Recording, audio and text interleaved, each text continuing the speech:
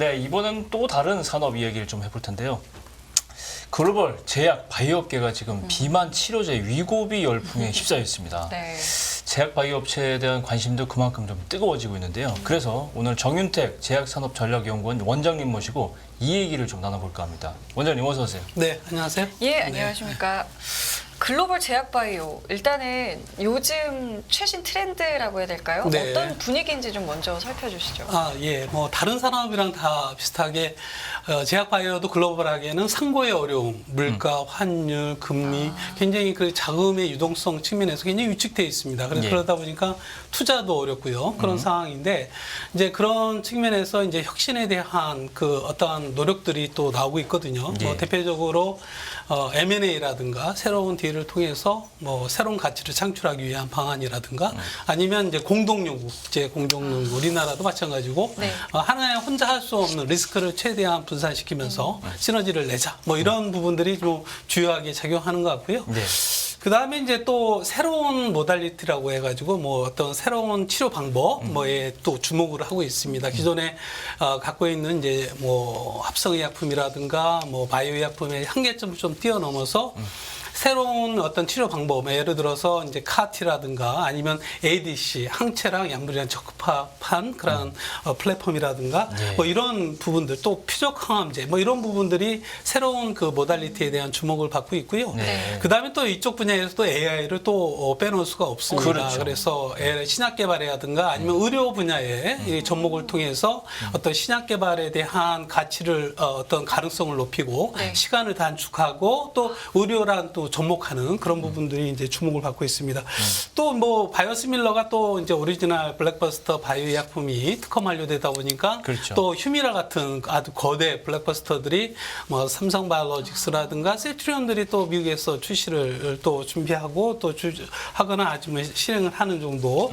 그에 또 삼바 같은 또 CMO 뭐 위탁이라는 부분이 그렇죠. 한 기업에서 모든 생산을 감당하기 어려우니까 서로 협업할 수 있는 CMO 비즈니스 모델.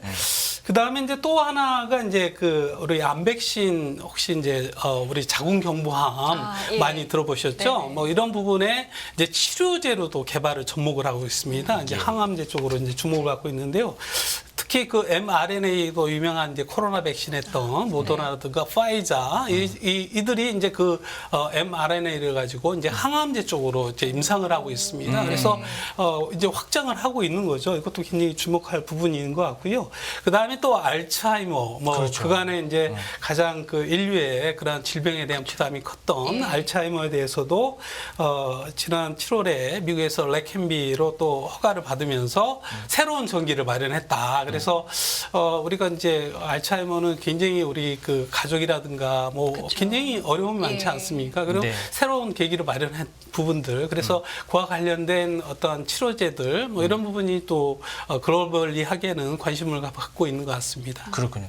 말씀하신 게 정말 지금 인류가 극복해야 될 여러 가지 질병들에 대한 것들을 굉장히 획기적으로 앞당길 수 있는 연구들이 개발되고 있다. 네, 이렇게 맞습니다. 보면 되는데 네. 지금 오늘 지금 제가 말씀드리는 거는 비만 치료제 네. 위고비 열풍이에요. 네, 네, 근데 이게 지금 사실은 뭐 이렇게 얘기하면 그렇지만 이거 해피드럭이라 그러잖아요. 네, 네. 인간의 어떤 치료나 생명과 관련된 것보다는 행복하기 위해서 네. 뭐 이런 거. 뭐 사실은 뭐 비만도 질병은 질병이잖아요. 그럼요. 그렇죠. 네, 근데 맞습니다. 이게 비만 치료 시장이 뻥 터졌어요. 지금 이제 네. 관심이 굉장히 쏠리고 네. 있는데 어떤 국내 제약사들도 이제 관심을 가질 만한데 네. 위고비처럼 이렇게 될 만한 기업들이 있는 건지도 궁금하고 일단 비만 치료제 시장 자체도 궁금하고 네, 있습니다. 비만 치료제 시장 자체는 앞으로 2030년에 1,000억 불 정도를 예상을 하고 있습니다. 특히나 중국도 이제 경제적인 발전을 하면서 비만 인구가 급속하게 늘어나고 예. 50% 이상 중국 국민의 50% 이상이 이제 비만 환자다 이렇게 예상을 하고 있어요. 중국이 전 세계에서 미국 다음으로 큰 시장이거든요. 그렇죠. 그러다 보니까 뭐 그런 부분들이 이제 뭐 중국뿐만 아니라 전 세계적으로 이제 비만 인구가 늘어나고 그래서 이제 거기에 이제 그 노보노데스크의 뭐는 그 위고비 나오기 전에 삭센다라는 삭센다. 그 약물이 예. 1차 1차적으로 이제 패러다임을 좀 변경을 했죠. 그래서 삭스탕 같은 경우에는 원래 당뇨병 치료제입니다. 그렇죠. 예, 그러다가 이제 비만까지 해서 1년에 거의 뭐 10조 이상의 그 매출을 올리는 건데 여기에 이제 2021년 말씀하신 위고비를 통해서 완전 그 노보노데스크가 이제 어떠한 그 비만 치료제에 대한 어떤 강자로서 급부상을 했습니다. 이게 비만 치료제가 단순한 그런 어떤 치료제로서의 역할에 왜 관심들을 갖느냐. 닐리가 그 앞으로 이제 당뇨병 치료제는 뭐 마운자고라는 그 약물이 있습니다. 이게 당뇨병 치료제인데 이걸 비만으로 하는데 이 약물이 뭐 허가될 가능성이 높기 때문에 이제 시총이 엄청나게 끄면서 그간에 잔슨앤잔슨이 전 세계 1위의 그런 헬스케어 섹터에서 1위였는데 닐리가 1위로 하고 이게 다코스인 노보노데스크가 3위로 급부상을 했거든요. 이 비만 치료제가 사실은 만병의 근원이기도 하고 당뇨와 연계된 그런 어떤 기전을 갖고 있습니다. 특히 이쪽에서는 GLP-1이라는 유도체가 그런 역할들을 하고 있거든요. 그래서 이 비만 치료제에 대해서 그래서 이제 당뇨 관련된 시장에서 이제 뜨거운 반응을 일으키고 있는 겁니다. 그렇다면 우리나라는 없느냐? 우리나라도 있습니다. 지금 한미약품이 예전에 이제 그 산오피에 대규모 기술 수출했던 그 레스커버리라는 플랫폼을 활용해서 산오피에 했던 당뇨병 치료제가 있어요. 그것도 GLP-1 유도체를 이용한 거거든요. 그래서 당뇨병 치료제로 이제 개발했던 부분들이 이제 GLP-1으로 이제 유도체인데 그걸 갖다가 이제 식약처에서 이제 3상을 이제 승인 신청을 했고 10월부터 이제 임상을 한다라고 합니다. 늦어도 2026년에 출시가 되지 않을까 이렇게 예측을 하고 있고요. 거기에 또 일동제약도 이제 임상 1상 GLP-1에 대한 유도체로 이제 개발에 착수를 하고 있습니다. 그래서 이 단순하게 이제 비만 치료제를 뛰어넘어서 당뇨와 같은 것까지 접목을 하다 보니까 시장이 아주 급속하게 늘어나는 증가하는 커지는 그런 추세를 보여서 그렇게 관심들이 많은 것 같습니다. 그럼 말씀하신 대로 이거 비만 치료제 하나 때문에 시총 순위가 바뀌는 거잖아요. 그렇습니다. 그 정도로 파급 효과가 큰, 경제 효과가 큰 아이템이다. 뭐 이렇게 맞습니다. 비만은 또 모든 병의 근원이 만병의 근원이 되지 않습니까? 그렇죠. 특히 이제 당뇨, 뭐 앞으로 만성질환 그 노인 인구도 그렇지만은 이제 비만 인구가 늘어나면서 이제 만성질환이 또 늘어나고 거기에 비만이라는 그런 기전이 같이 접목이 되다 보니까 시장 자체가 이제 급속하게 커지는 그런 추세를 보이고 있습니다. 그렇죠. 네, 뭐 정부도 이 바이오 산업에 대해서 굉장히 큰 관심을 갖고 뭐 제2의 반도체 이제로 육성을 하겠다. 그래서 뭐 다양한 이제 지원 정책들을 좀 내놓고 있는데 지금 어떻게 보세요? 좀 충분하다고 생각을 하세요? 이게 이제 뭐 제약바이오 시장 자체는 뭐 1,600조의 규모, 뭐 이렇게 뭐 반도체라든가 자동차를 훨씬 뛰어넘는 어마어마한 시장 규모죠. 그러다 보니까 우리나라뿐만 아니라 미국, 유럽, 일본 모두 그 어떤 바이오에 대한 어떤 강국을 지향을 하고 있습니다. 그래서 정책적으로 많은 지원과 함께 어떤 기술 백분을 찾기 위한 노력들을 하고 있거든요. 역시 우리나라에서도 이제 윤석열 정부 들어와서 국정과제로 이제 그 바이오 분야를 갖다 집중 육성을 하겠다라고 발표를 했고요. 지난 3월에 이제 제약산업 5개년 종합계획이 뭐 3차가 되고 있습니다. 10년이 넘었는데 거기에서도 마찬가지로 뭐 블랙버스터 신약이라든가 제약 강국을 지향한 여러 가지 정책 과제들을 제시를 했거든요. 거기에 뭐 또 최근에는 이제 첨단 산업 쪽으로 이 바이오를 갖다 국가에서 지정을 하면서 뭐 조세 특례라든가 여러 가지 각종 지원책들을 마련을 했습니다. 이제 좀 다만 아쉬운 게 뭐냐면 이제 최근에 뭐 다른 산업도 마찬가지겠지만 이쪽 굉장히 R&D에 집중돼 있거든요. 굉장히 리스크하기 때문에 R&D에 대한 정부의 어떠한 초기 투자라든가 관심이 굉장히 필요한 부분인데 불행히도 뭐 잘 아시겠지만 예산이 많이 삭감이 된 상태고 그리고 또 이제 굉장히 자본이라는 부분이 굉장히 중요한데 이제 메가 펀드를 조성하겠다. 그래서 5천억 규모로 했는데 2,500은 이제 조성이 됐지만 또 하나는 또 포기를 해서 뭐 시장이 워낙 또 안 좋다 보니까 어떤 펀드를 그 모집하기 굉장히 어려웠던 부분인 것 같습니다. 그래서 그런 부분이 조금 아쉽고 또 하나는 이제 미국 바이든 행정부에서도 기존에 세상을 바꾼 다파 같은 프로그램을 보건의료 쪽에도 아르파라는 프로그램을 통해서 혁신을 모색을 하겠다라고 이제 발표를 했고 지원을 하고 있거든요. 그런데 우리나라도 이제 그걸 추진을 하겠다라고 국정과제에 돼 있는데 좀 아쉬운 부분은 이제 조직을 통해서 어떤 R&D 지원 체계를 획기적으로 변화를 시키는 거거든요. 현장 중심, 그 다음에 뭐 실패를 용인할 수 있는 시스템, 그렇지. 그간에 이제 국가 R&D 체계랑 조금 많이 틀린 체계의 어떤 거버넌스 차이가 굉장히 뚜렷하게 차이가 나는 그런 시스템인데 그런 조직 체계라든가 지원 체계를 건드리지는 않는 것 같아요. 그래서 그런 부분이 조금 아쉬운 부분이 있는데 앞으로도 이제 이쪽 부분을 계속 육성하겠다라면 그런 부분에 생태계적인 측면에서의 어떤 고민이 좀 필요하지 않을까 이렇게 생각합니다. 그렇군요. 결국은 정부가 사실 5천억 그래서 이렇게 말씀드린 게 지금 5천억 가지고 사실은 맞습니다. 어렵잖아요. 이게 맞습니다. 임상 실험 하나 하는데도 조 단위로 돈이 맞습니다. 들어가는데 네. 특히 R&D 같은 경우는 뭐 빛 빠진 독에 물 붓기다 이렇게 비판하는 분들 많아요. 맞습니다. 이게 결과 안 나오니까. 네, 근데 네. 이 실패도 하고 이게 거기서 또 건지는 것도 있고 이 기간이 필요한 건데. 네, 하이 리스크, 하이 리턴, 그러네요. 고위험, 고부가치 산업이 대표적으로 우리나라 산업에서 바이오 산업입니다. 산업이 굉장히 기대를 모았다가 뭐 별거 안 나오니까 이제 시장에서도 일반 투자자들도 관심이 꺼져 있고 정부도 좀 약간 주춤한 상태인데 네. 다시 이제 달아오르는데 여기다가 어떻게 이제 가속력을 붙일 것이냐. 맞습니다. 이게 이제 관건인데 네. 지금까지 우리 제약사들은 어떤 과정이 거쳐왔고 어떤 결과가 있는지 굉장히 궁금하긴 한데 일단 짧게 4분기 전망이라든가 상반기 실적이라든가 주요 제약사들의 실적 어떻습니까? 우선은 뭐 실적 자체는 이제 코로나 이후에 조금 주춤한 부분이 없지 않아 있지만 그래도 어쨌든 그 내수를 중심으로 또 수출 일부분에 있어서는 어느 정도 이제 증가 추세를 보이고 있습니다. 이제 주목하는 부분은 미래 가치죠. 그래서 기술 수출 같은 경우에는 지금 상반기만 하더라도 9개 기업에 10건 정도 한 3조 정도 기술 라이센스 아웃을 예. 했고요. 그리고 또 주목해야 될 부분이 이제 하반기에 미국 FDA 허가입니다. 신약이 허가. 지금까지 우리나라에서 6개가 허가가 됐거든요. 그래요? 이제 신약에 이제 2003년에 그 어떤 LG 생명과학 있죠. 당시에는 예. 그 팩티브서부터 시작해서 쭉 그 6건이 이제 허가가 됐고 이제 그럼 치료가 어디가 될 것이냐. 지금 가장 유력한 거는 HLB 제약의 리보세라닙이 좀 가능성이 굉장히 높게 보고 있고요. 왜냐하면 5월 16일에 FDA 허가 신청을 했거든요. 그 다음에 이제 또 주목해야 될 기업이 이제 녹십자에서 그 알부민 제제가 있습니다. 이게 10년 넘게 도전을 하고 있어요. 그래서 아마 올해나 내지는 늦어도 내년 1월 정도는 허가되지 않을까. 이게 좀 괜히 어깨가 좀 화두가 되고 있고요. 그 다음에 이제 유한양행의 얀센 라이센스 아웃했던 대규모 블랙버스터가 될 것이다. 아주 예측을 뭐 대부분의 전문가들이 그랬죠. 하고 있는데 그 연내 허가 가능성이 굉장히 높다 이렇게 보고 있고요. 그 외에도 한올 바이오파마의 안구 건조증, 그 다음에 휴젤의 보톡스 제제 등이 올해 그 FDA 허가 신청, 뭐 이게 굉장히 주목한 좀 화두가 되고 있는 것 같습니다.